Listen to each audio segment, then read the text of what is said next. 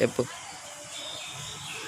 దేవుని నామానికి స్తోత్రం కలిగిన గాక. ఈ సాయంకాల సమయంలో పునరుద్ధరణ దినవేళ సామెతల గ్రంథం 19వ అధ్యాయం 20వ వచనాన్ని చదువుకుందాం. నువ్వు ముందుకు జ్ఞాని ఒకటకై ఆలోచన విని ఉపదేశం అంగీకరించము. చిన్న ప్రార్థన చేసుకుందాం. పరిశుద్ధాత్మ తండ్రి, మీకు వందనాలు, స్తోత్రాలు.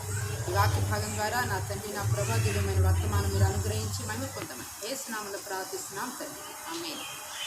వీళ్ళరా, మరి నువ్వు ముందుకు జ్ఞాని ఒకటకై.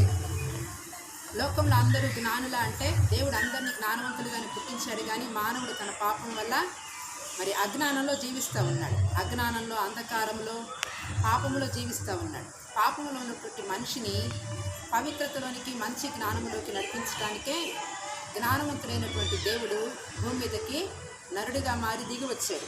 అదే క్రిస్మస్.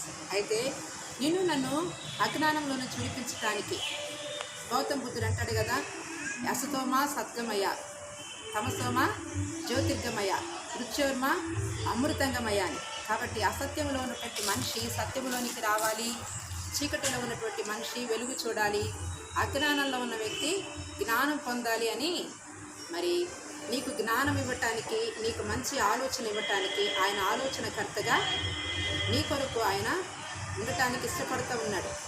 అందుకని కీర్తన 73లో రాస్తాడు,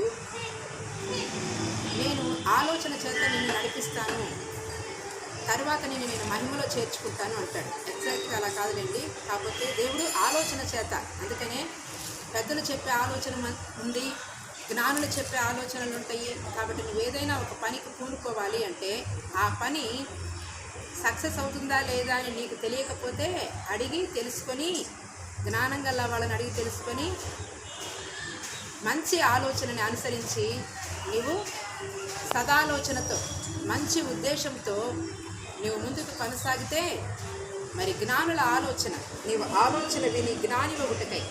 జ్ఞాని అవ్వాలి అంటే జ్ఞానం గల వాళ్ళతోనే సహవాసం చేయాలి.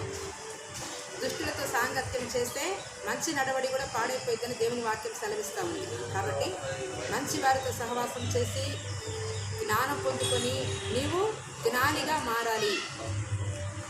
బైబిల్ గ్రంథంలో ప్రపంచంలో గొప్ప వ్యక్తి ఎవరంటే సాల్మన్, ద వైస్ కింగ్ అని చెప్పేసానని చిన్నపిల్లలకి పాఠ్యాంశాల్లో కూడా వస్తూ ఉంటుంది.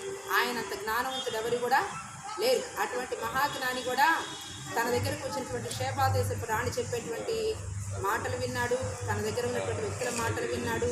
నేను జ్ఞానిని కదా అని నీవు అనుకోని వద్దని బైబిల్లో ఉంది. జ్ఞాని అయినప్పటికీ కూడా అందరి మాటలు జాగ్రత్తగా విని మంచి ఆలోచన కలిగి ఆఖరికి మరి అన్య స్త్రీలను వివాహం చేసుకొని తన జీవితాన్ని దుర్భరమైన స్థితిలోకి తను తానే నెట్టుకున్నాడు, ఆ స్థితిలోకి.